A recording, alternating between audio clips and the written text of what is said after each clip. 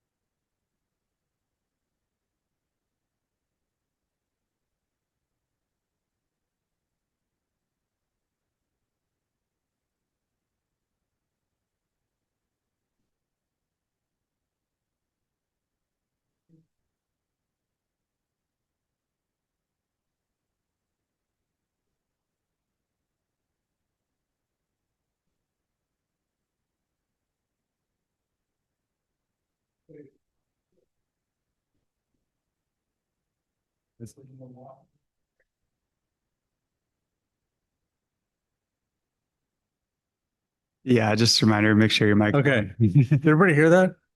Okay, so everyone here heard that. Okay. So David, this is for you. But before I do that I know you've known some of these people up here. Is there anyone else in the committee who wanted to say anything or?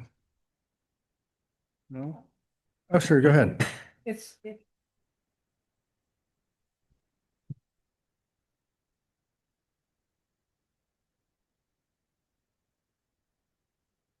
And I'll just echo that too. David was always asking about traffic safety and pointing out speed limits were not being enforced and, where can we, and he was instrumental in getting the speed limit on Tamalpais changed to 25. He was a big pusher of that, which nobody is obeying, by the way. No one's paying attention to that whatsoever from what I can see. We should do something about that, but that's a different topic. In the meantime, David, thank you so much for your service.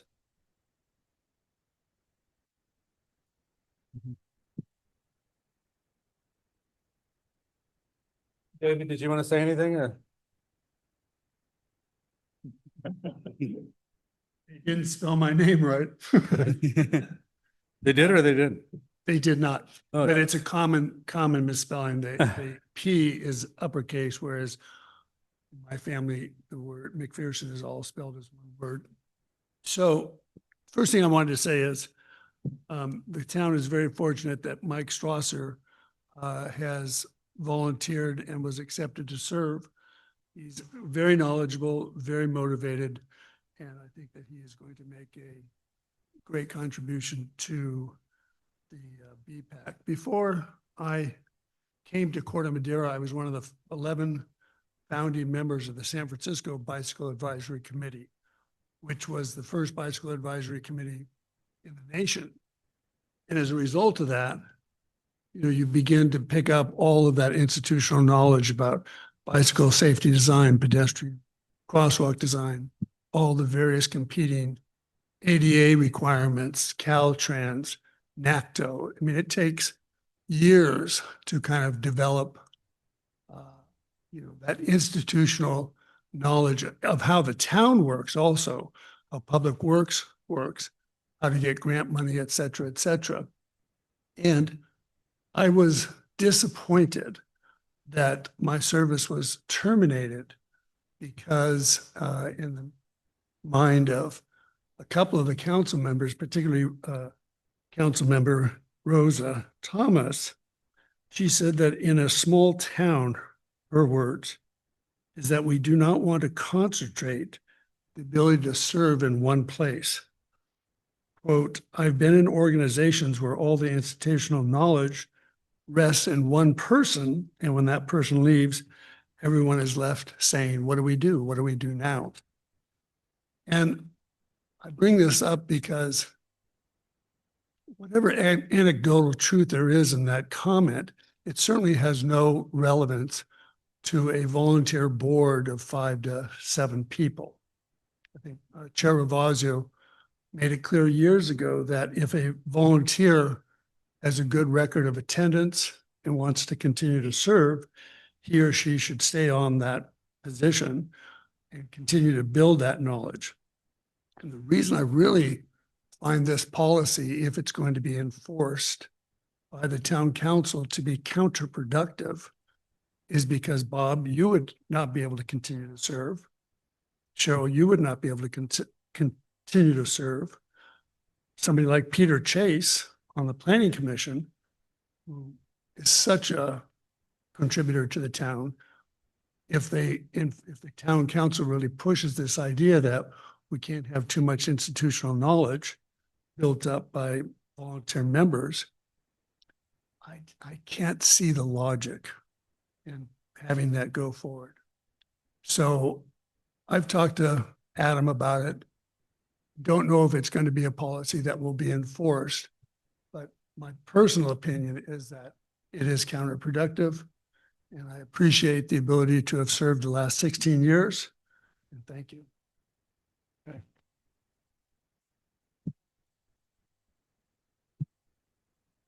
David, thank you for your comments and your service. Appreciate it. Thank you.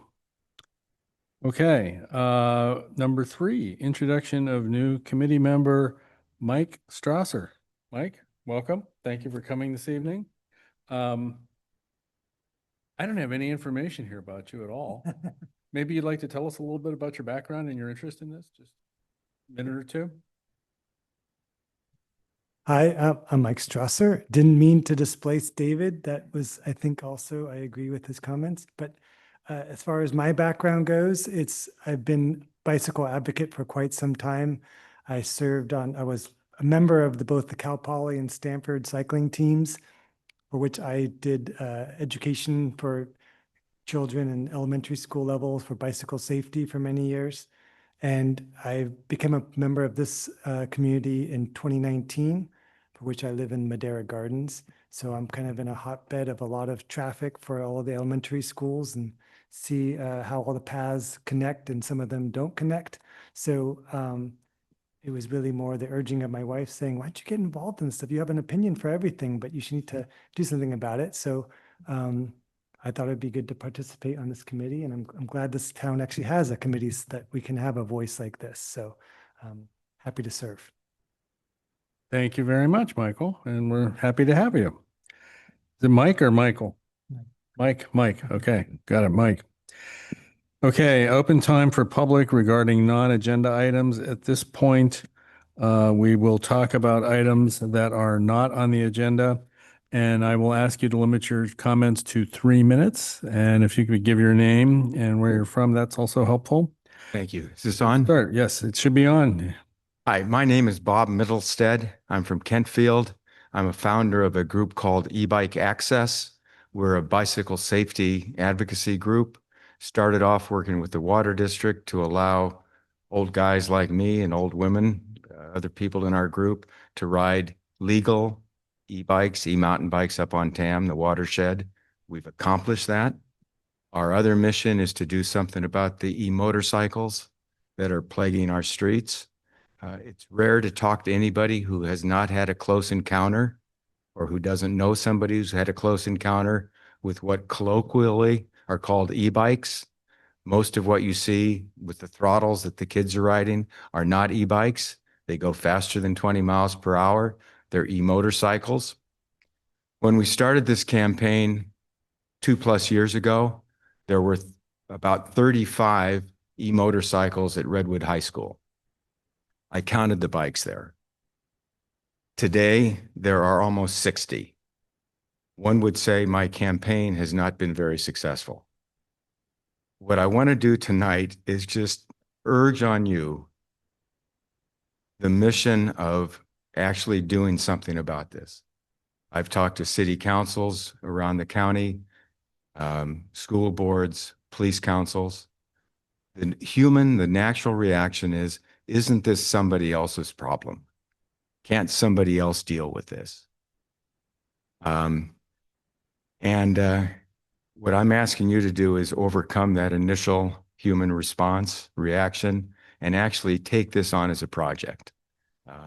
You know better than I do how local government works, whether it's the school board, whether it's the school principals, whether it's the police chief. There must be a way that we adults can outsmart the 13-year-olds and the 15-year-olds and actually do something for their own good, for their own safety. The email I sent to you all today has some ideas on how we can do that. It also documents how many of these e-motorcycles are at Redwood.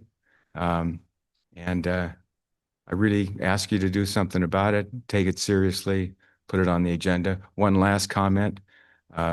The city, like the other towns and cities in Marin, has enacted a law requiring kids riding Class 2 throttle bikes to be 16 years of age. That's good, but it's not the complete solution. And what we see at Redwood and what we see on our streets proves that we have not solved the problem. Thank you. Thank you for your comments. And just to clarify for everybody and our new member, we are not allowed to respond to public comment because it's not on the agenda. So, but thank you for your comments. Is there someone else?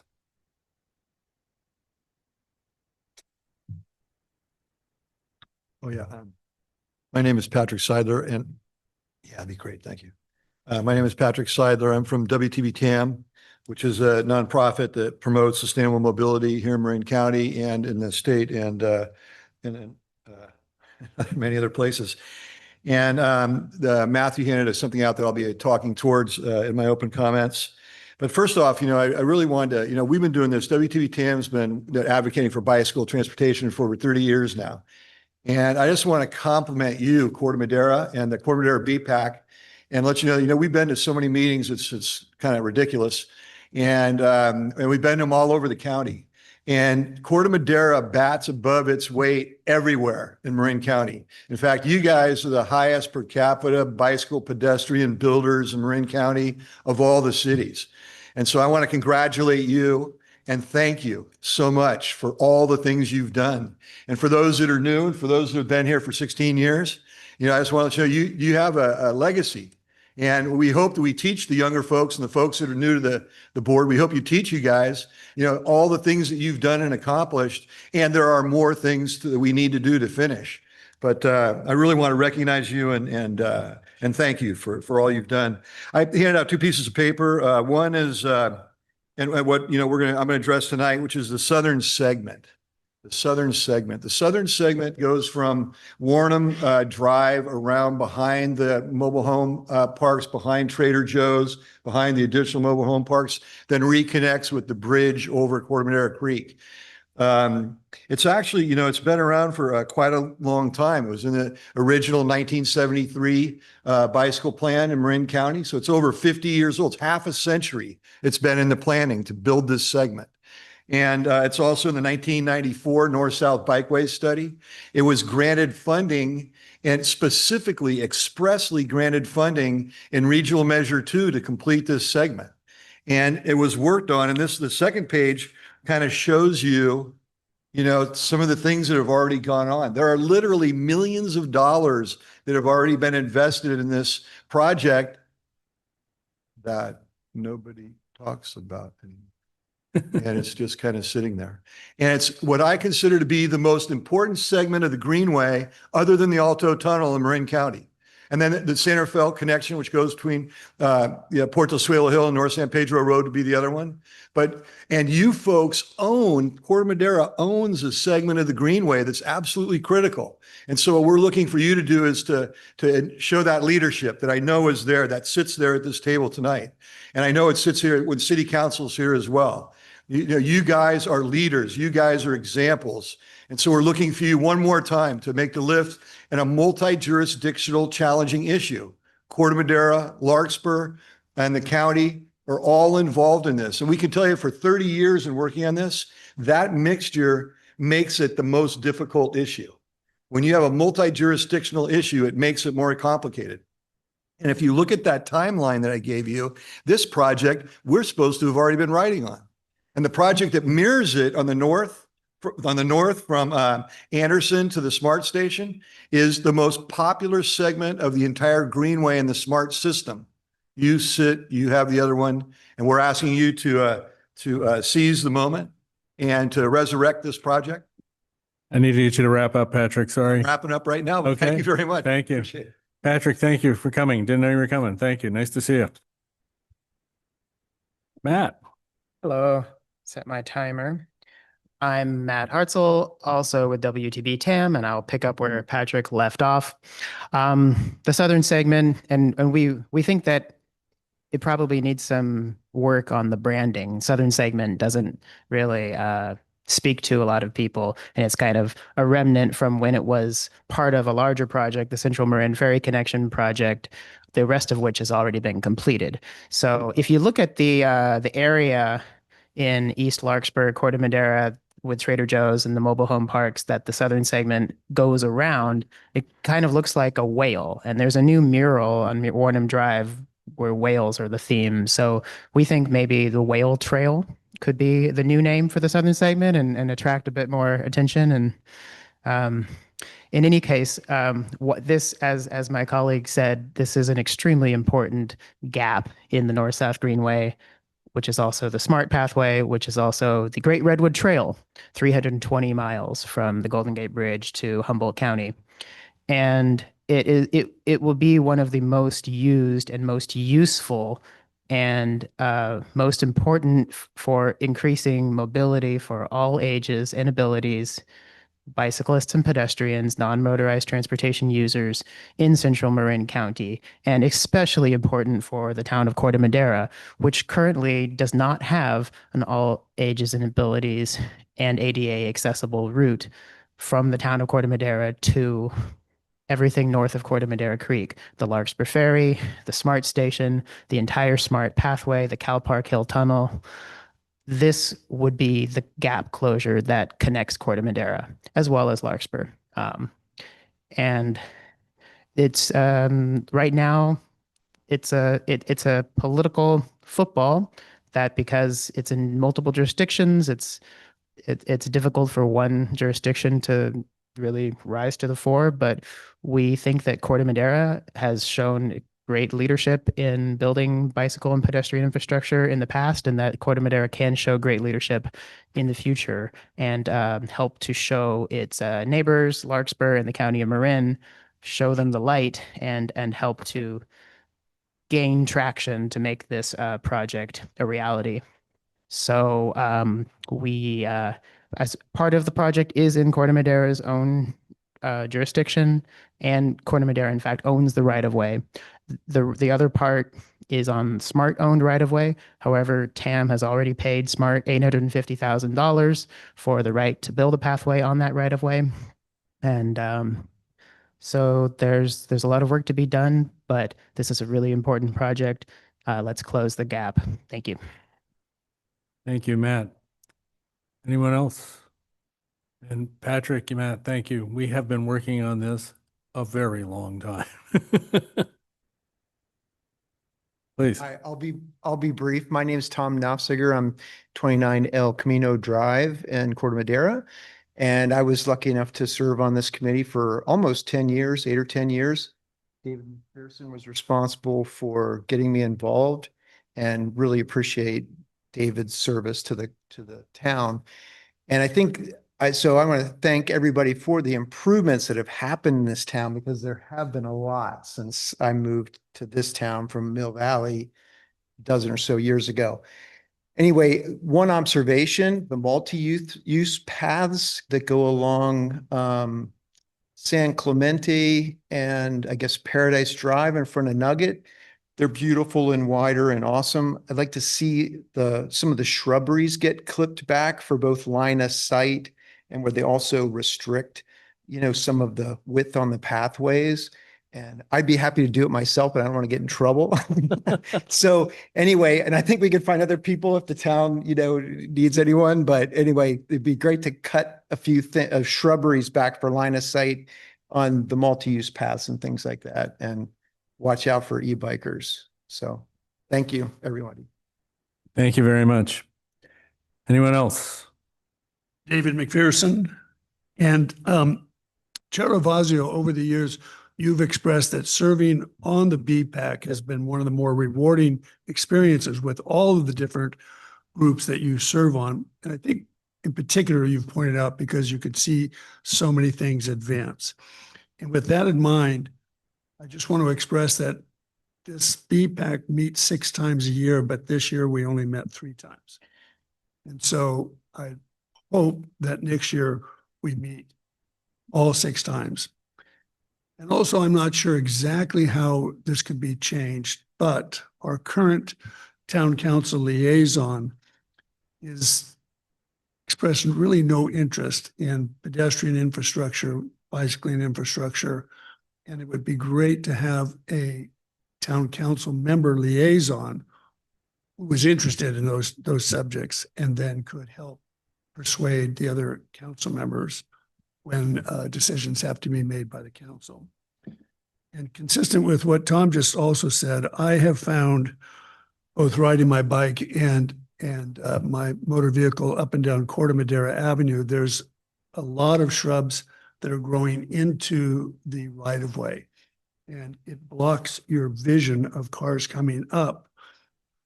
And in fact, on Saturday, there was another significant bicycle accident. And so I guess on the one hand, like Tom, I would be willing to take my shears and cut those back. But it's a little bit dangerous, and I don't know whether or not Public Works can take that on or if it's the obligation of the homeowner. But it is a consistent problem year after year. Thank you. Thank you, David. Anyone else? Okay, hearing none. We'll move on to the next agenda item, which are committee member reports. Are there any reports from our committee members this evening? No? Okay. Hearing none, we'll move on to presentations from town staff. 6A. Marin Safe Routes to Schools presents Corte Madera Priority Project List.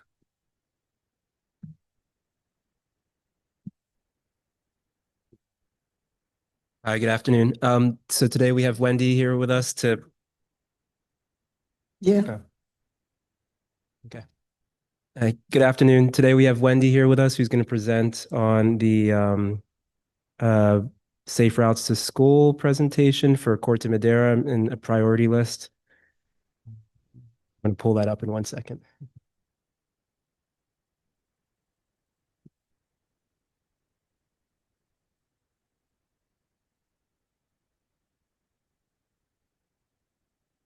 So while he's pulling up the present, can you hear me? Because this is very far away from me and I'm very short.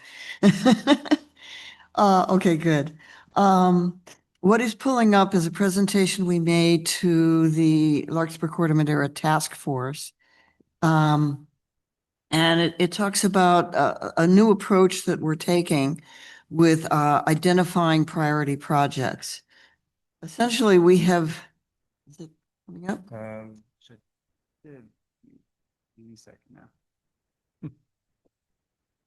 For the last 25 years, we have operated on the squeaky wheel method of identifying which projects we would focus on. It's worked okay. We've definitely tackled a lot of the areas around the schools itself, but really what we want to see is connectivity. And so what we've done is created a situation where we have taken all of the issues that have been given to us over the years, the ones that have not been addressed, and we grouped them together where they related to each other along a corridor. Let's go to the next slide.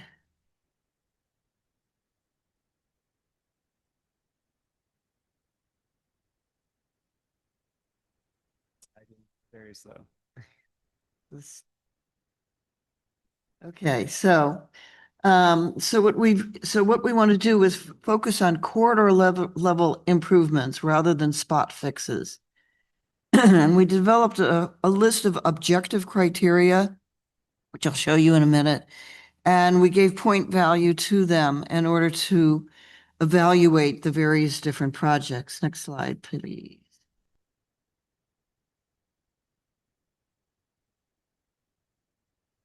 Your computer's definitely slow and stubborn. So what you're seeing there is what we're calling the overlay maps. And like the southern segment, it'd be nice to come up with a better name for it, but there you have it. It is an overlay. We start out with the route maps that have been created for the for each school. Then what we do is overlay on top of that where students are located. And where you see the heat areas is areas where there's a congregation of students located. So that tells us that those are the important corridors that we need to focus on because that's where a large number of students are. Then we overlaid on top of that all the various issues that have been presented to us. And other factors is like crash data, crossing guard locations and things like that. And there it goes. Technology can't shoot it. Come back, come back.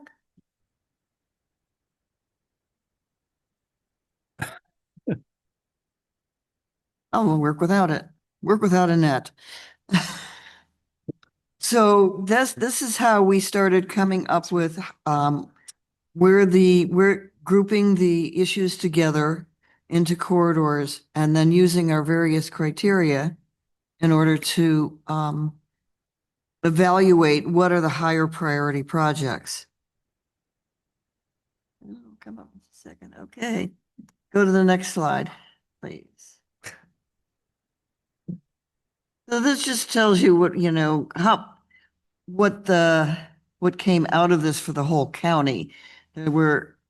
We started out with about 500 issues. We got them down to about 236. And I'm actually looking at your issues right now, and there's duplications that I've already seen. Parametrics did all this work, and we're now basically winnowing things down. So let's go to the next slide. This just shows you, where the prioritization process happened. We have all of 40 to 50 schools in the county. And the priorities for the Larkspur Corte Madera schools are actually kind of down there, but that doesn't mean anything as far as, it does mean something as far as where we're going to prioritize where we do our walk audits. But as far as you're concerned, you want to look at the high priority projects for Corte Madera itself. Next slide, please. So there are 12 issues across the 3 schools. This, of course, includes Larkspur. And our priority tiers, it says it's subjective, but actually we've used objective criteria, but everything is subjective as far as what kind of point value you're giving something. And that's why we're going around and talking to the BPACs in order to get some feedback on what we're doing. And so our goal really is to be able to create these corridor plans for every single school in the county. This could take us quite a few years. So we hope that you will be patient with us. But at the same time, as you look at some of these projects, you as the Bicycle Pedestrian Advisory Committee may choose to ask your staff to move forward, even if the Safe Route staff is not moving forward on one of your projects. Let's go to the next slide, please. Well, somehow we missed the criteria. Where did that go? Go back, don't go back some. Back another one.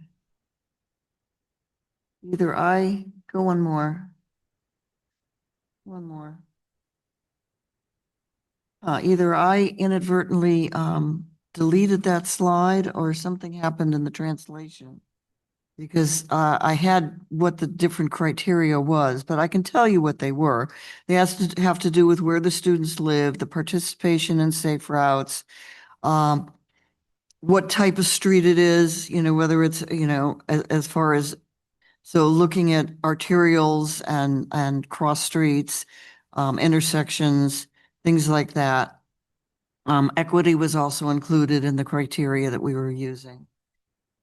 So let's go back to that slide where, this one, yeah. So these are the high priority projects for both Larkspur and Corte Madera. But as you can see, the top project is actually straddles Larkspur and Corte Madera and even creeps into the county. Now, one of the reasons we're establishing our priorities is to decide where we as Safe Routes are going to go out and do a walk audit. We've already done a walk audit at this is Lucky Drive. So we've actually already created some concept plans for this. So this puts you ahead of the game, and it's the top priority project for both Larkspur and Corte Madera. And we already have some ideas of what can be done there. The next along that is the spur that goes off to Sandra Marker towards Neil Cummins. It's an unfinished pathway. There are some neighborhood issues there that has kept it from going forward, but we have some ideas about that. The next one I think is in Larkspur. So if we can go to the next slide, actually, what I've done is I've pulled out what is just Corte Madera. So you can take a look. Now that's kind of teeny tiny. If you want it to be larger, we have the Excel spreadsheet and we can put that up. So would you like to be able to see that clearer? We all have screens up here. What's that? We have screens up here that we can look at. You're okay? Okay, good. So again, the top project is Lucky Drive. And then the Santa Marker Spur. And then the other one is both Hall and Neil Cummins. So I didn't know if that was in Larkspur or Corte Madera, so I kept that in there.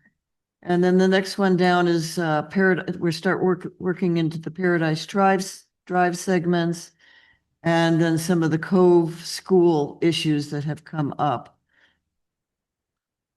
And what I'm looking for from you is to get some feedback. Are we on the right track? Are these your high priority issues? Remember, this is high priority as it relates to the schools. Obviously, there are things that might be a higher priority for you as it relates to adult bicycling. But we really want to look at what relates to the schools and what is needed for the children to be able to walk and bike safely. So I'll just give you guys a few minutes to just look at what we provided for you.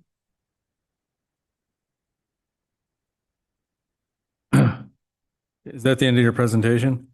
That is. Okay. So again, we got some new members here tonight. So to remind everybody how this works, we now ask questions. So if you have questions, now is the time to ask questions, and then we will then take comments from the public, and then we'll have comment from staff committee members. So first off, are there any questions for Wendy? Start down here.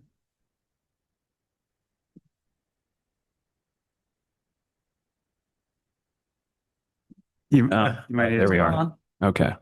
So I'm wondering, is this, a collection of problematic intersections personally recorded, or from dozens or hundreds of students, community members? I'm not trying to discount this. I think they're very warranted, especially the one on San Clemente. You built housing there, and there isn't a crosswalk for over half a mile. And I see people playing Frogger, jumping. What intersection are you talking about? Oh, I'm mentioning the San Clemente Cove thingy. These are all warranted and justified. Were these looked over by a traffic engineer or civil engineer yet at Parametrics? So the first question is, where did these come from? And where they came from is we have a task force that meets quarterly and has for the last 25 years. Well, not quite that long actually, Neil Cummins was one of our first schools. So yes, 25 years. And at the task force meetings, we have staff from the town, a council member representative from both jurisdictions, representative from the school district, and our parent volunteers, which rotates, of course, over the years. Most of these issues came from our parent volunteers. They're the ones who have brought it up. And some of these issues actually came from you guys. Because I got in touch with the BPAC way back when, and I think Cheryl and David responded and gave me some ideas. So we added some of those in. So that's where they came from. And then the second question was, tell me again. Yeah, so actually, part of what we're doing is determining where we're going to send our engineers out to do the walk audits. As I said, Lucky Drive has already had a walk audit. So our engineers have looked at it. Some of these other things, that's one of the things that is the next step for us is Parametrics is now winnowing down this list to look at where we've done walk audits and where we have concept plans already. Because what we're determining is where we want to do our next walk audit. So those are the areas that have not had any of our engineers take a look at it. Does that Anything else? answer your question?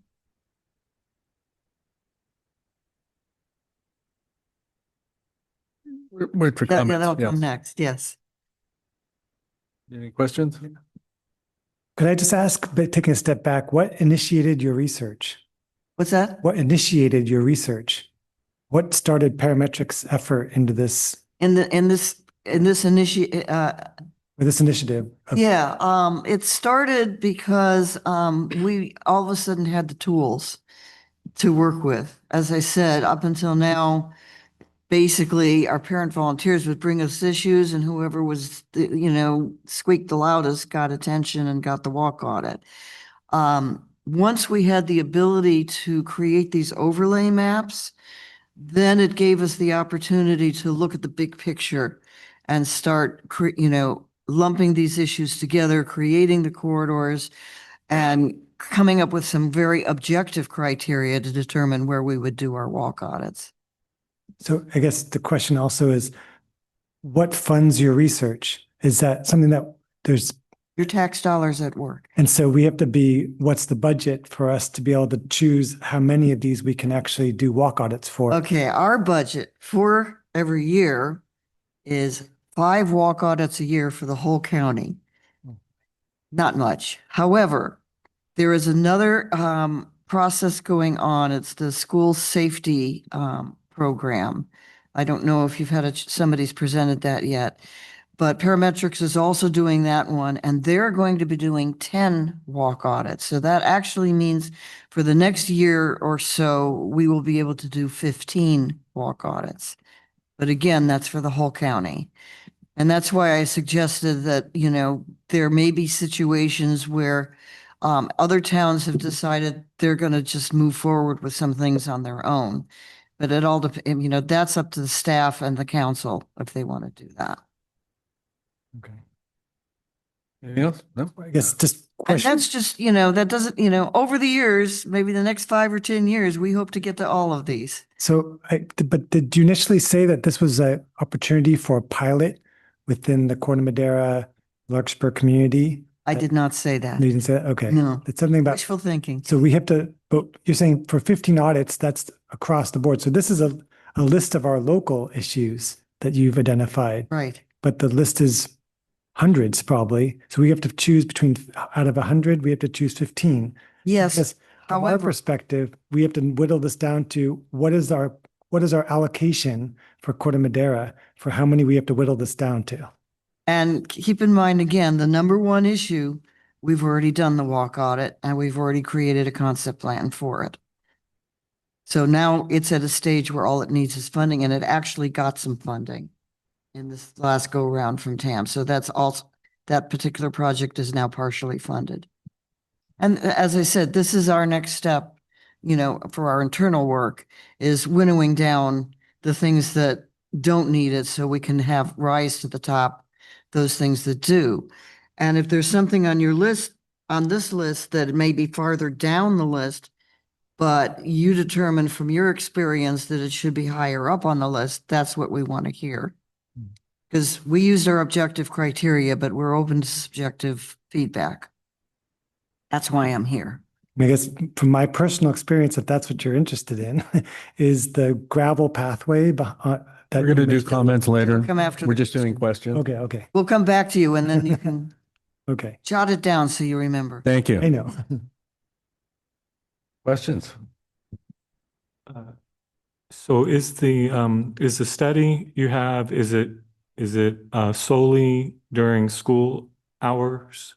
Or the priorities here just paths, priority paths to school only during the hours, or are there some areas that kind of hit more than one criteria, not only high traffic or problematic during school hours, but after school hours or weekends, such like that? At the commute to and from school, but we recognize that kids have after-school activities that are sometimes take place at the school. And so we do take that into consideration. Great, thanks. Thank you. Cheryl, any questions? Any questions? No? Sure. I'm curious if you've invited any town council members, adjacent to this, to the right of ways that you're doing these walk studies on, or if you're planning on inviting in the future, having town council members or supervisors, to be on these walk audits so they can. Invite them to come. Sometimes they come, sometimes they don't. But they're always invited. But we always have staff. Staff is always there. We won't do it unless we have staff. Okay, thank you. We will now open it up to the public for any public comment on this. So just to be clear, this is for questions, not comments? No, comment. Comments and questions? Comments and questions from Okay, the public. so Sorry, should have been I clear. notice on this list, at least one of these is already complete. So can it just be crossed off the list? Like the Hart Street connector is done. So that's good. Check that off the list.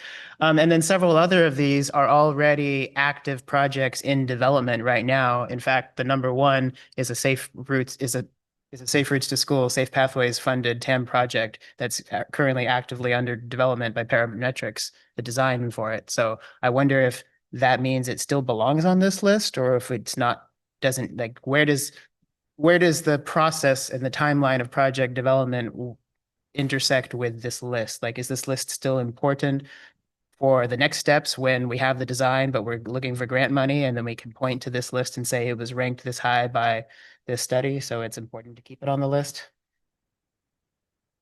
And my final question is, Wait till he finishes. my final question is, I'm a little confused by the very last line item, because column B says pathway behind Trader Joe's. That sounds like the whale trail that we were just talking about. But then column C is talking about vehicles speeding on Redwood Highway and a traffic calming project. So those are like two different, they're parallel, but they're two different alternative routes. And I was wondering which one this refers to. Thanks. Okay, thank you. Do I respond? Yeah, go ahead and respond now. Okay. So for the first question, this is what I've been saying, is that Parametrics prepared this over the summer. And when I finally had a chance to see the list, which was right before our task forces started, I recognized that we had more work to do. And so I sent Parametrics back to do some more work. And that's where we will be winnowing these things down. And some things will come off the list. If it's been completed, it's been funded, things like that. As far as the last project on the list, the whale trail, the whale tail trail, that is actually, the issue was that there's speeding where bicyclists have to be right now. Therefore, we need the pathway behind Trader Joe's. The thing is, it's bottom of the list, not because it's not important, but because when it relates to the number of kids who would need to use it, it's not really high on the list.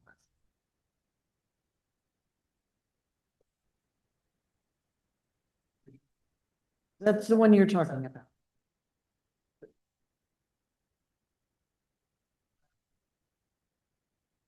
Yeah, I mean, it's basically just people on boats that would be using it. So there's not a lot of kids there. So from a school perspective, it's not high on the list. That doesn't mean it's not important.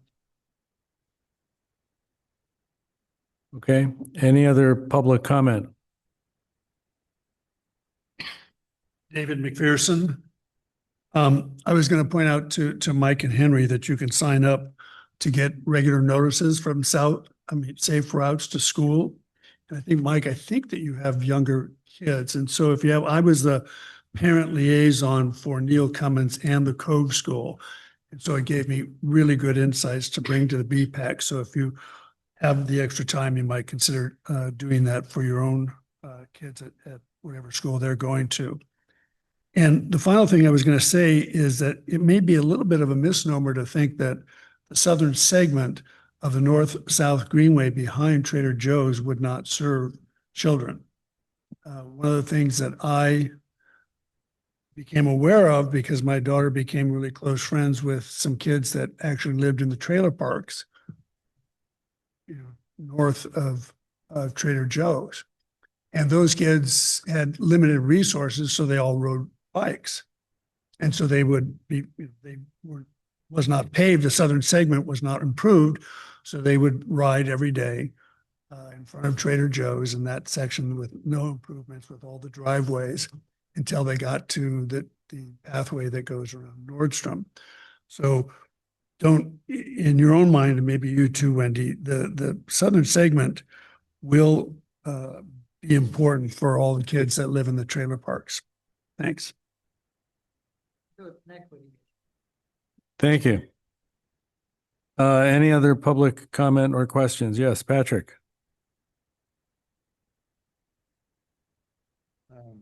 Patrick Seidler again from WTB-TAM. I just want to take a moment to give you some background, let's say. So, I was fortunate enough, I grew up in Larkspur. I grew up in the Baltimore Canyon, and then went to LCM school, and then went to Henry C. Hall, and then went to Redwood High School, and had a lot of friends over on this side of the town, right, Corte Madera. So got to know the place, got to know things really well. It took me a few years at LCM to understand that LCM was actually Larkspur Corte Madera School. It took me till about 6th grade to figure that out. Which is, and I have to tell you that that one that Matthew pointed out is being built as one of the most important paths in Marin County locally, because it's not only good for schools, but it's also a really good connector within the neighborhood. So I think you have it, ranked up there really well. And I also want to tell you a little bit about Wendy. Wendy has been working at Safe Routes to Schools since it started. And it was a national model project. It was the first federally funded national model Safe Routes to Schools program. And she's done a tremendous job on the whole program. So I want to thank you for that, Wendy. And I have to say that, I agree with what Dave has to say about the southern segment or the Whale Trail. And we'd just like to also make sure that Parametrics understands that maybe we'll send you guys a letter or send a copy of the BPAC. But the Larkspur Corte Madera School District actually has a resolution supporting that trail be opened up for children to get safely to school. And I would posit that that's the only project that has a resolution in support of it. And so I would urge you to consider that as ranking it higher or giving it some more opportunity. And the difficulties I spoke to before, when we talked about multi-jurisdictional projects, if you get a map out and you look at it, the southern segment is actually in Corte Madera for a while, then it goes into the county, and the low-income housing that's there, which is super important, folks. This is like one of the major low-income housing areas in the county, is in Larkspur. So it's like that, who's the voice that represents that? And so we hope that you as the concerned neighbor, the concerned community that's proximate to Larkspur and it runs through Corte Madera, that you would give some voice to that and some voice to those people that are in those areas and live there and need to get to school, to Redwood High School and Neil Cummins. And I think you've had another one too, at Cove School as well. So anyway, just looking for you to give some voice to that. Thank you. Thank you, Patrick. Any other public comment? Okay, hearing none, I will bring it back to the Bicycle Pedestrian Advisory Committee. And Wendy, you want direction from us? Yes. Specifically on what projects anybody's interested in. So is there anybody here who would like to start? Chair Ravazio. Yes. Just make one comment. So Diane Lane and Heather Way are in Larkspur as well as Doherty Drive. So those two don't really apply to us. Can't touch those. Yeah. Just want to mention that. Okay. Yeah, that is in Larkspur? That's what I thought. I'm just trying to take some notes here and It's okay. But it would be helpful for us to give you our thoughts. I'll start and jump in, and I would just want to echo what I heard from David and Patrick. The southern segment of the North-South Greenway, I think, is incredibly important because they're going to complete this portion along Redwood Highway.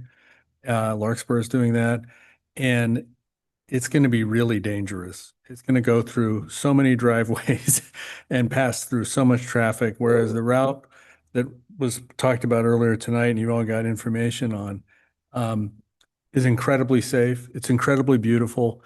And once it is opened up, it will be incredibly popular. I mean, it's one of those things where once you open it, everyone's going to find it and everyone's going to use it. And I think that should be an absolute priority. I'll talk about this under future agenda items too, but it should be a priority for us and for you. So that's my comment. I'll need to go back and see what they did there, because it's true what Matt pointed out. On the one hand, it's the pathway behind Trader Joe's, and then they call it a traffic calming project. So Yeah. I got to see what parametrics did there. Okay. And see why it was scored that way. Okay. Anybody else have anything to say? Yes, please. I'd like to mention this is really low hanging fruit on the Cove EAH housing on San Clemente, how it says no marked or protected crossing. This affordable housing was built there almost 20 years ago or 17. And for years, almost over a decade and a half, people have been running across San Clemente with cars going over 50, 60 miles an hour.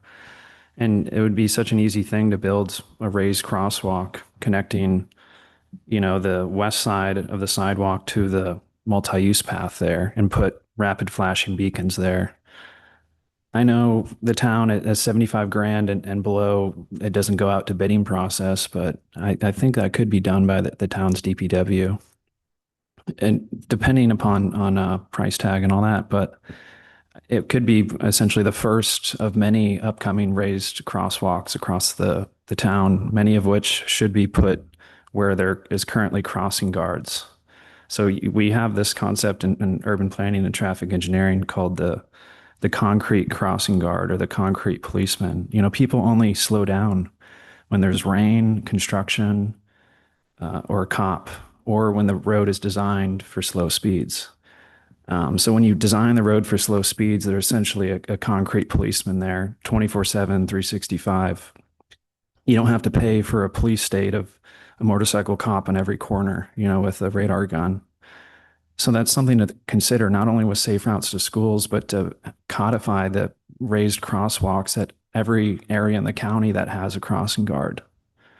You could pay a salary, which is justified and people need a living, but over time, I've talked to this with RJ, the previous DPW head. He said, we found it was actually cheaper off of Prince Royal, where they did some daylighting with some bollards, some K71s, cheaper to just daylight and put bollards on an intersection than pay a crossing guard, long term. Nothing against salaries and people getting honest days of work, but things to consider. So. Oh, that's an interesting idea. I think for parents, generally speaking, they like to have a human being there to watch out for their kids. But of course, we can't put crossing guards everywhere. So you're saying putting some bollards up just to slow the traffic down. Oh, well, yeah, race. Yeah. I know what a raised crosswalk is. Mhm.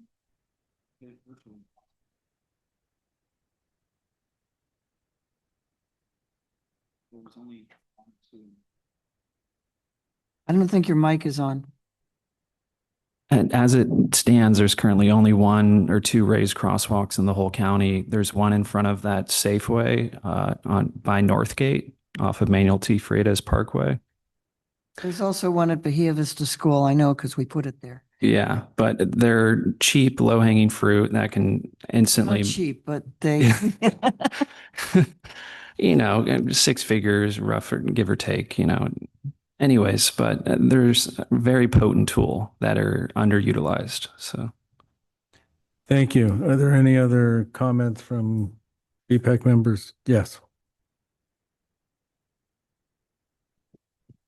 Although it might not be in sort of our jurisdiction, I agree with the area that's to connect Doherty on Lucky Drive to the gap that's right now has a very complex intersection with a yield sign. And my wife actually had a face plant right at that intersection, and she said she did not want to go on the road. She was lacking confidence, and I told her that's how we can get over some beautiful trails along the Greenbrae side. But that's the one disconnect is we can get to that point, and then you cannot get over to their side. Are you talking about Pfeiffer or? Pfeiffer, yeah. So that on Lucky Drive from Pfeiffer to Doherty, that little section there, it's just this, especially the intersection of Pfeiffer and Lucky. That's really confusing. So that would be, there's no path there at all. It's just you get thrown into the street.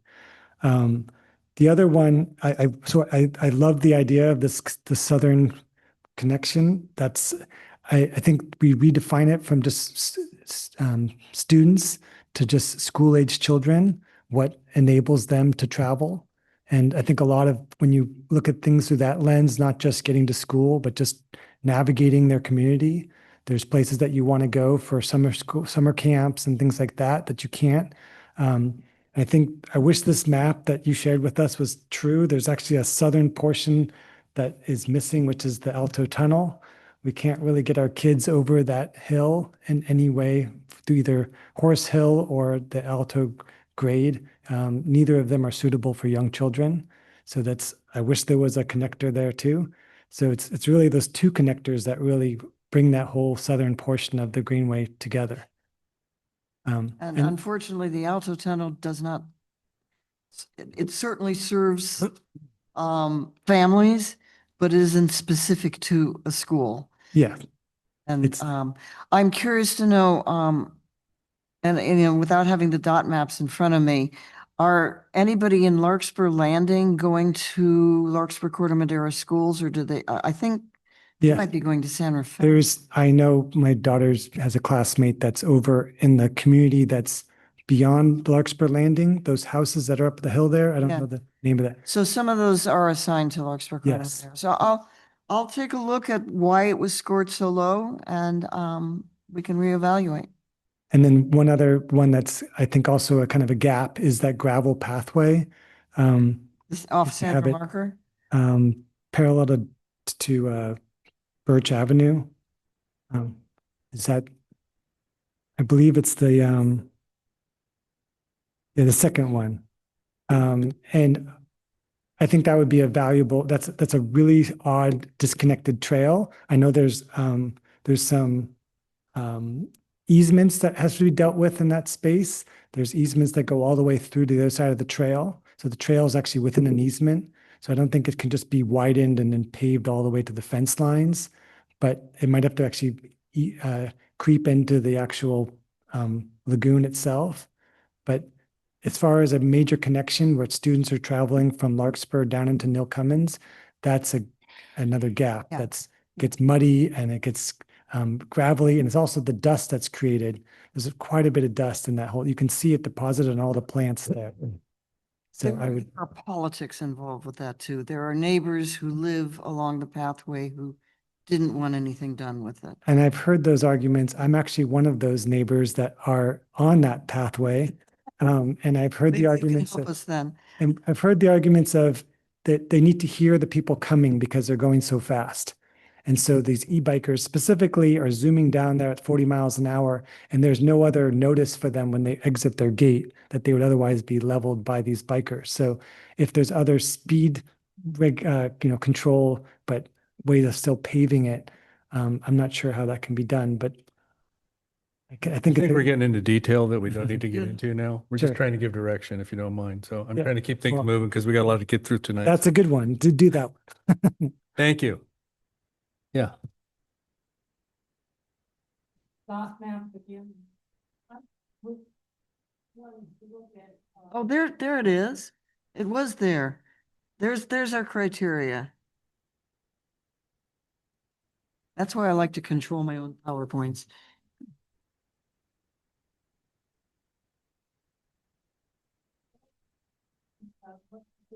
A lot of people on the sidewalks, particularly on the west side of Cabo Vista, and on their bikes on the sidewalk. And I think it's because making a left turn from Cabo Vista onto the Santa Margaret of the London is there is a bike lane there to left turn lane for the bike lane, but it feels very dicey. And even for me, who's very experienced cyclist. And I'm wondering, like, if the kids that live up Pasadena Meadow Street, like kind of behind the library or that direction, I know they cross Camelback's Drive. I'm not sure where they go from there to get to the high.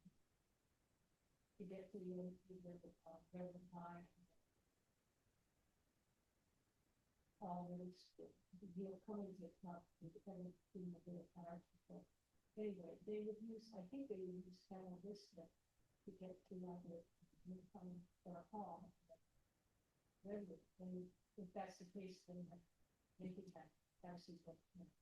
And that's from Tamil Vista, right?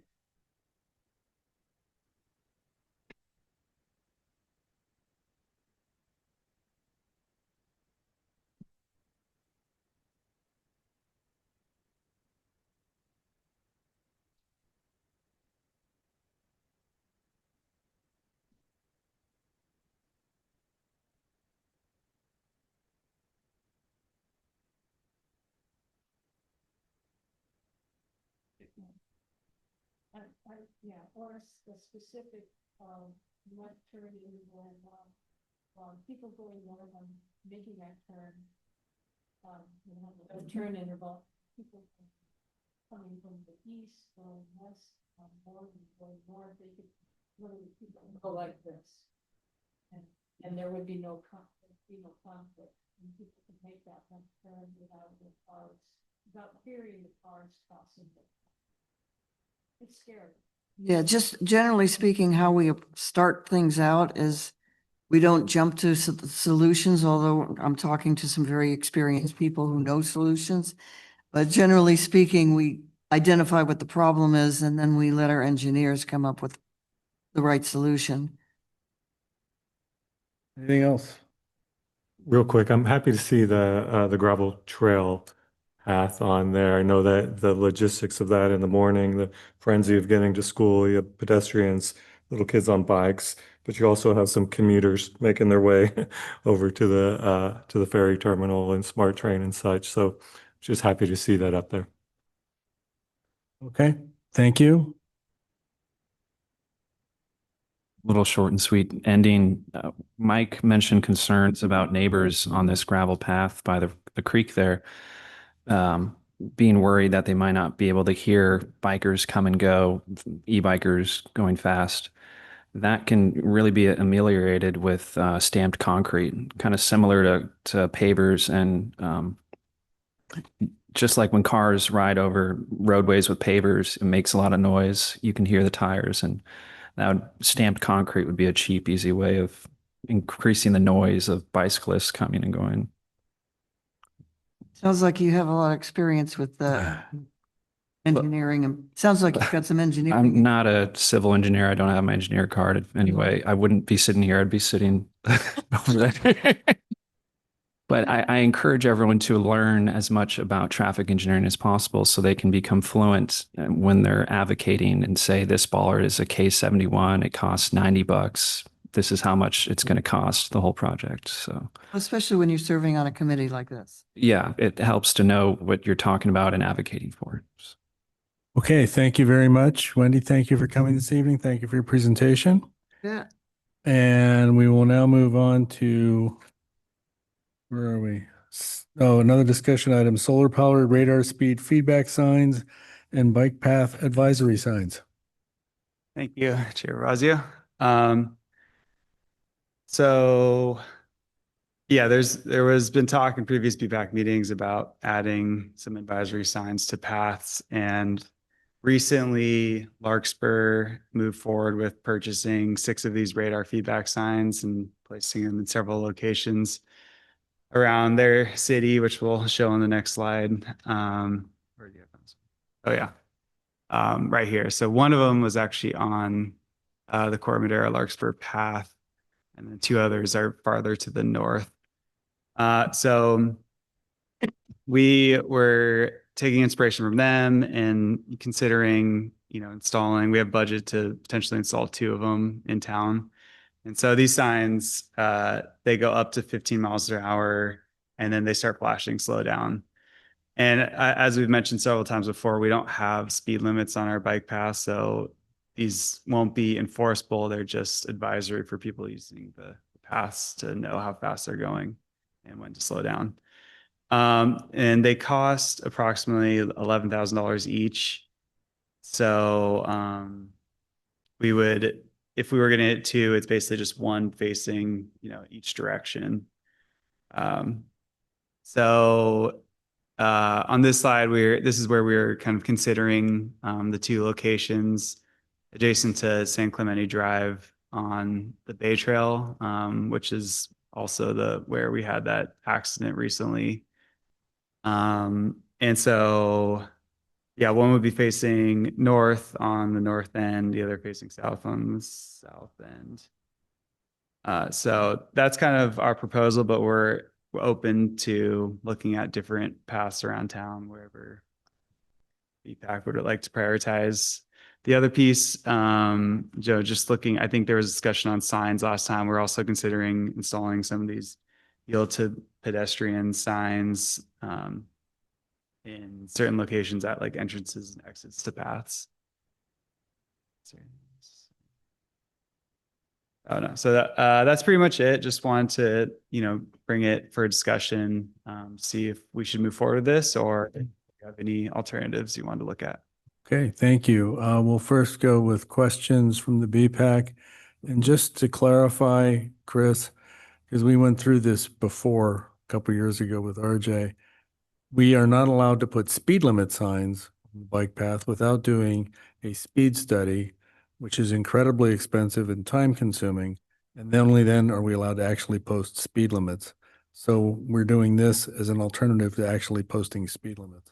Well, and we can't enforce them either because the cops have a hard time. Key. So they can't really do anything. We can post speed limit signs, but they're not enforceable. Right. So we were considering that and doing kind of like a memo just so that we had it on record that like everyone understands they're not enforceable. But this is similar, but at least it's a little more interactive. This is your solution to not being able to do that. It's a little better, and then we're consistent with Larkspur, who already has these signs around. I just wanted to clarify that. Okay. Any other questions?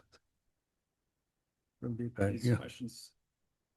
Yes, questions. We're just doing we're going to do questions, then we're going to do public comment, and then we do comments. Standard.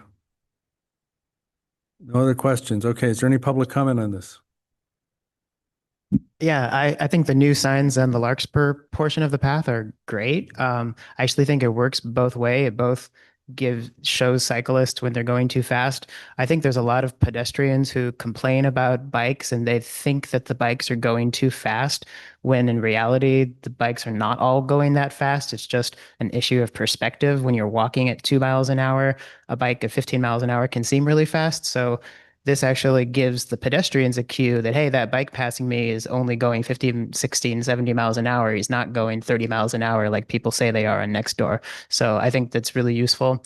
I would suggest if you've got the budget for 2 of them, only one on the San Clemente path is necessary. Put the second one on the Larkspur Corte Madera path, the North-South Greenway, in the vicinity of the Hart Street connector, Minky Park, because there's none there right now. So that seems like a more logical location for a second sign. Thanks. Thank you. Any other public comment on this item? Okay, we'll now bring it back to the BPAC for discussion. And just to clarify, the reason we do it this way is we don't provide our comments until we actually listen to the public comments. And once we listen to the public comments, then we provide our comments. So that's why we do it that way, in case you were wondering. So, but now, time for your comments. Yeah, it's funny seeing this and seeing it in Larkspur, after the fact. Yeah, I was talking with Mike earlier today, or just as this meeting was started, about seeing other school kids riding in front of these signs on the Larkspur path and how I've seen them egg each other on and seeing how fast they can go, but they say it doesn't show their 30-mile-an-hour speed. It just says slow down. So there's that element, but also, no sign is going to slow someone down. It also goes down to road design. Safety doesn't work on the honor code. It has to be mandated through street design. And you can't really narrow the path any more than it is, because that would cause even more conflicts. And so this is an opportunity to bring up a concept called speed calming, which is done through planting of dozens of trees along pathways. Same thing when you're driving on a narrow road in West Marin, it's lined with trees. Seeing those trees along the pathway instinctually makes you slow down, no matter in your car, e-bike, or whatever. If the town allocates around 30 grand for some coast live oak trees to plant from the DMV all the way to the Larkspur border, we could spend maybe 30 grand and have a few dozen beautiful coast live oak trees. That would be, a tree lined promenade. Not only just have benches and trees, but, signs, educational, and to slow people down. It'd be, a win-win for everyone, not just traffic calming of e-bikes, but really placemaking. Having tree-lined promenades would be a draw for the whole county. So, Thank you. Any other comments? Yes, Cheryl. Along the Sausalito Mill Valley path, they put up signs suggesting faster cyclists stay on the road, I think, or go on the road on, get the name of the road, but it's before Miller. And maybe that would be useful here too, because there is a bike lane on San Clemente going north, and to encourage the faster cyclists to use the bike lane on the road. Thank you. Anyone else? Sure. Just want to mirror the comment about efficacy. And I don't know if there's any studies that show how effective these signs are. Do we know? I haven't seen any studies, but yeah, I mean, they use them all over. I think it is effective, especially because it doesn't go beyond 15 miles an hour. So people don't try and speed up to see how fast they can go, which is a big deal. But it's nice just having it flashing in your face, if you're going too fast. So they're more effective than like regular speed limit signs, at least I can say that. Because I feel like one of the biggest culprits is the e-bikers that are using the bike paths, and they're by no means law abiding. So they're not gonna be concerned at all by these signs, it seems, because technically they shouldn't be riding their motorcycles on the bike path to begin with. So and telling these people that they're going too fast, that they shouldn't even be on the bike path is there's sort of two separate issues there. Well, I do want to differentiate, like e-bikes, the class 1 and 2 are allowed to be on the Right. paths. The electric motorcycles are not. So Right. that's more of a police enforcement issue. Yeah. But if that's, I guess the biggest offenders is what I'm saying. Maybe that's the ones that need to be enforced in some other way. actually had a talk with Warren Wells of Marin County Bike Coalition. He said he actually talked with Tiburon Town Council, and that says there's a California state law that says Class 3 e-bikes can be on these multi-use paths. And Tiburon Council tried to ban Class 3 users. Enforcement's another discussion, but Class 1 to Class 3 is not the problem here. It's Surons and all these 100-pound electric dirt bikes, which really is downstream of just people having too much money, and the parents drive fast and the kids drive fast on their electric motorcycles. So, well, this whole e-bike issue is not found in working class communities. It's really only a problem when people have too much money and too much time. So. Any other comments? I just wanted to echo one. I thought Matt made an excellent point about perhaps we should have one near the Hart Street connector instead of two on the bay side. I think that might be, because that seems to be a pretty high-speed area as well near Mankey Park. So I just wanted to echo that. Thank you. Okay, thank you for that. Thank you for the work on this. Glad to see we're making what progress we can. So we'll now go to project updates. You have the Tamalpais Overcrossing project. Yeah, so I'll cover a few of these and Nick will cover the other ones, but Tamalpais Overcrossing, unfortunately, so Caltrans was planning to build starting early next year, but there were some issues and now it's gotten pushed, looks like to 2028. The main thing that came up was the project required PG&E to relocate one of their gas transmission lines. And unfortunately, for some reason that came up, at the last minute, right before they were going to build. So this exhibit here kind of shows the layout of the gas line and where they're going to move it to. I believe they're moving it, the purple is existing and they're moving it to where the green line's shown, which is a fairly major project. So unfortunately, so yeah, Caltrans is pushing their project. The good news is I believe we just heard that they were able to basically reacquire their funding. So the project is still funded.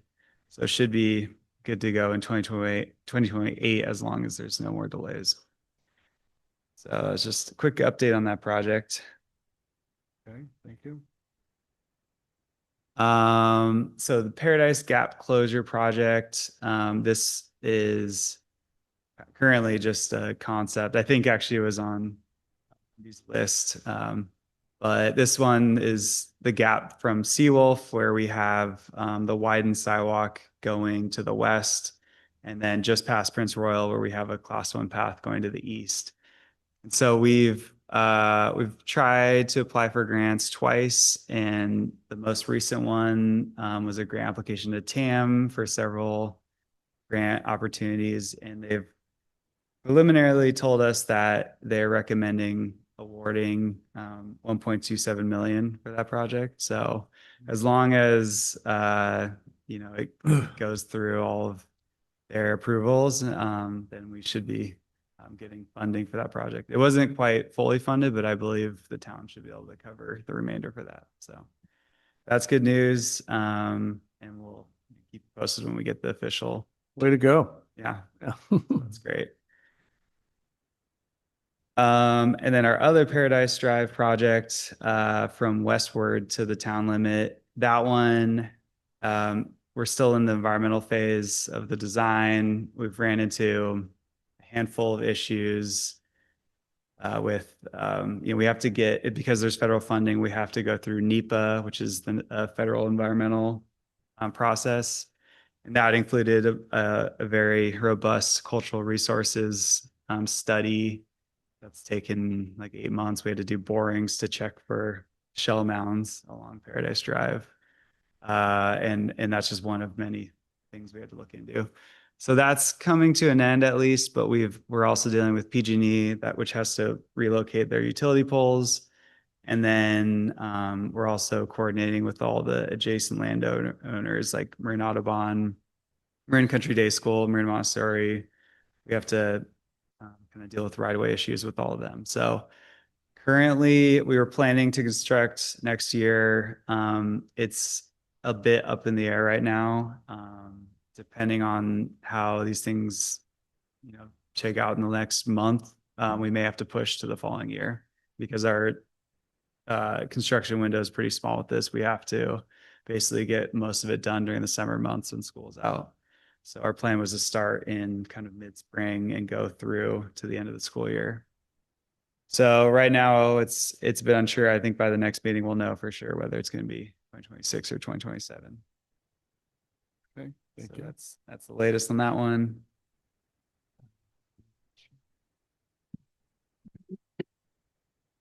So this slide is an update on the Hart Street connector path, which at the last meeting, Dimitri gave a presentation, I believe, on this project. So it was recently completed in September and it's open for use. This is a path that connects the Corte Madera Larkspur Trail to the Hart Street just below it.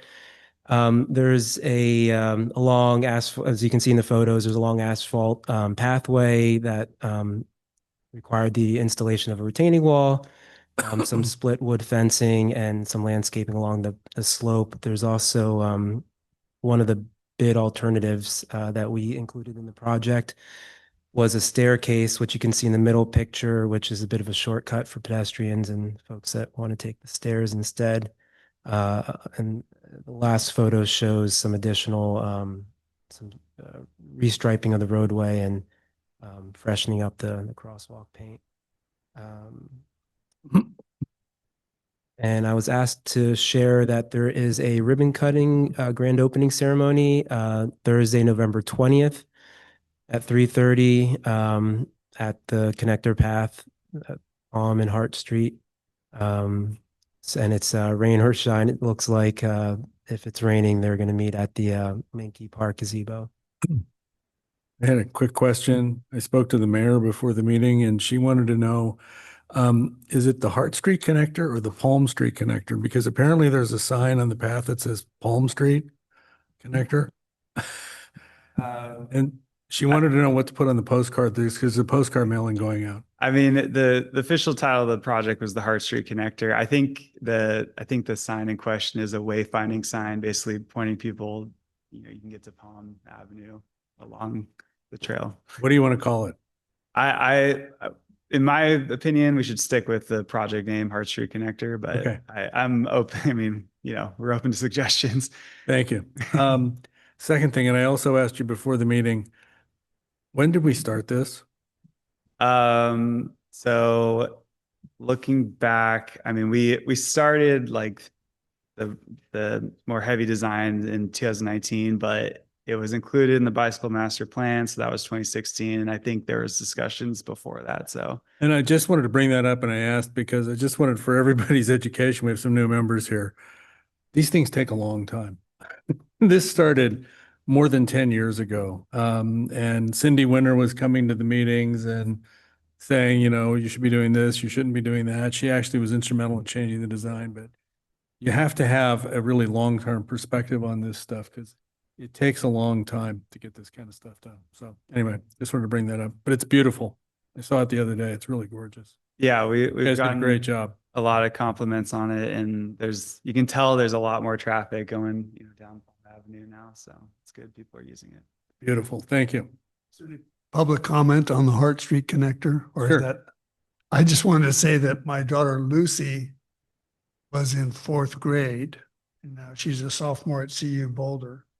And I originally thought, because we would ride it all the time, well, Public Works could knock this out in a month. Just pave this and this. I think the design work was $330,000. I don't know what the construction costs were, but Bob's perspective, long vision is really, this is a great example of that. But Yeah. I couldn't be happier. The finished product. Don't even get into the environmental impact studies. Goodness. Thank you. It's beautiful. You guys did a great job. So just to follow up on that, the construction costs were just under 700,000. So the next project update is Madera Gardens Complete Streets project. This is also a project I believe that was brought to the BPAC. It is now slated for construction in this coming spring, just based on constructability and wet weather. Our plan is the project is fully designed, ready to go, and we're planning to advertise for bids in January. Estimated construction cost is $3 million. The scope includes road resurfacing, minor drainage improvements, and new pedestrian and bicycle safety improvements. The photo on the left is the roundabout at Lakeside Drive. traffic circle. And on the right is the project boundaries. You can see, and there's a red line that kind of shows the project boundaries there. You have something, Matt? Yeah, are those curb extensions we see, are those quick build or permanent concrete? Those are permanent. Okay. Thank you.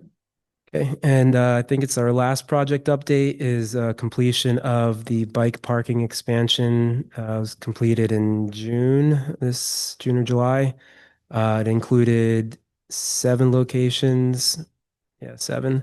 2 at Menke Park, 1 at the park proper, and 1 across the street.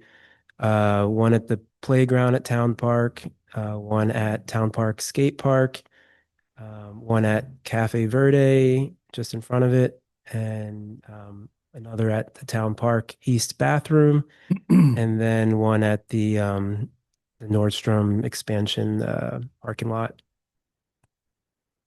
And you can see some photos of what was installed at each location here.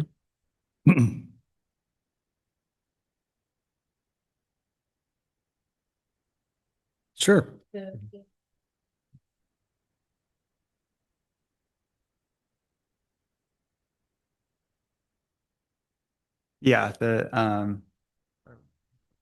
yeah, you can see that the ones with the logos on it are were donated, and we have a plaque there too. So we appreciate that.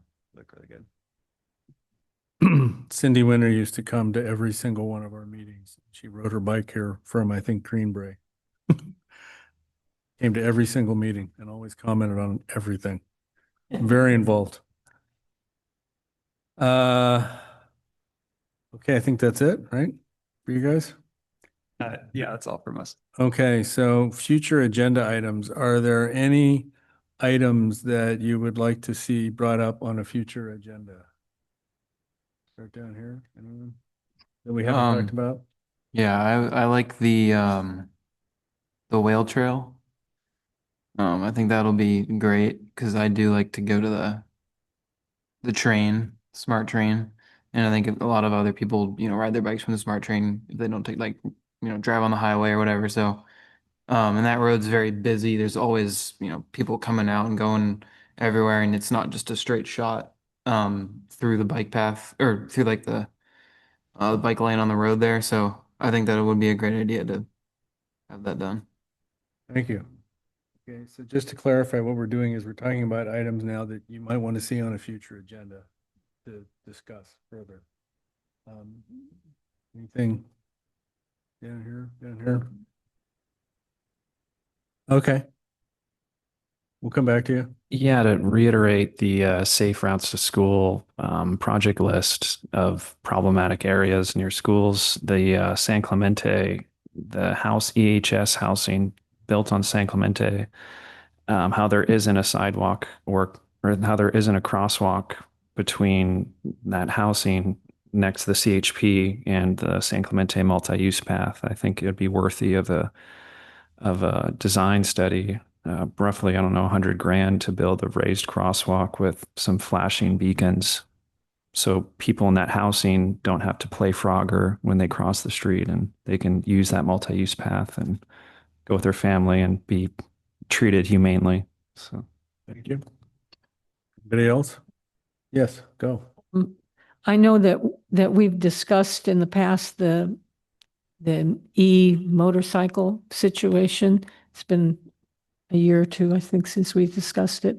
I'm wondering if we can just brainstorm well, actually, I think Mill Valley does have some legislation in that regard, and maybe we can get a report on what they see if its effectiveness or non-effectiveness, and maybe brainstorm from that, something to address here in Corte Madera. Okay, thank you. Anyone else? Question on just procedures, but how can we discuss how we operate in terms of ensuring we have future meetings that we don't cancel due to lack of a quorum? I think the best thing to do is we can talk about that off stream. I don't think that's a subject for a public meeting. Okay, yeah. I just wanted to add that we talk about the southern segment of the North-South Greenway that Patrick and Matt were talking about earlier. I'd love to see that brought up because the town council is going to be putting together their work plan and their budget for next year. And I would really like to see us get a design phase done on that. And the town council is going to have to approve that. So I'm happy to talk to you about it further, but I know we've been trading emails, but I'd love to get that on a future agenda item so we can get that project moving again because it's been a lifetime project. Okay. Do you take public comment on future agenda items? Yeah, sure.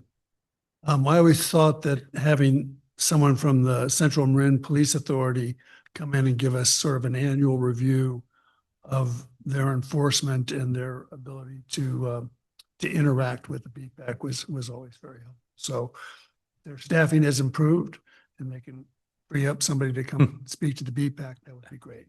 Thank you, David. Yeah. Respond to David's comment in the past to actually gauge and help inform my advocacy on this on BPAC. There are annual police chief video YouTube reports where the Central Marin Police Chief will go over all the statistics of the whole year of all their calls, their arrests, any trends. The biggest trend of the whole Central Marin Police Department is the biggest amount of their calls are related to traffic violence, people speeding, unsafe lane changes. The vast majority are some form of vehicular violence. And I think that needs to be addressed systemically in this town through, every arterial being traffic calmed.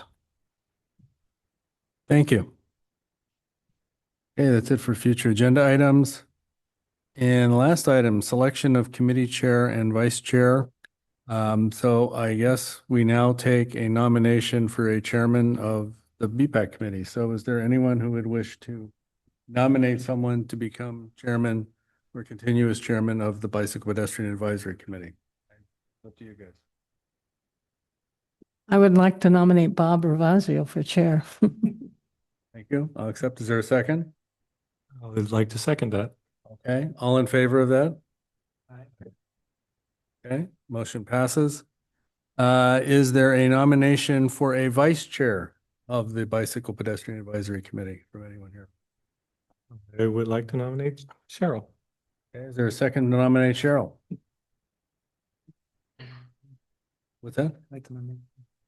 You'd like to nominate Henry, okay? Decline. You decline, okay? So Cheryl's declined, you've nominated Henry. Is there a second? I'll second that. He's gonna second that. Okay, all in favor? Aye. Motion passes. Henry, the vice chairman. Okay. Thank you, and I believe that's it. So Yep. Thank you very much. Great work, you. gentlemen, as always. Thank you so much. Thank you, everybody, for coming this evening, and thank you for your time. Thank you to the public for sitting through this. Thank you.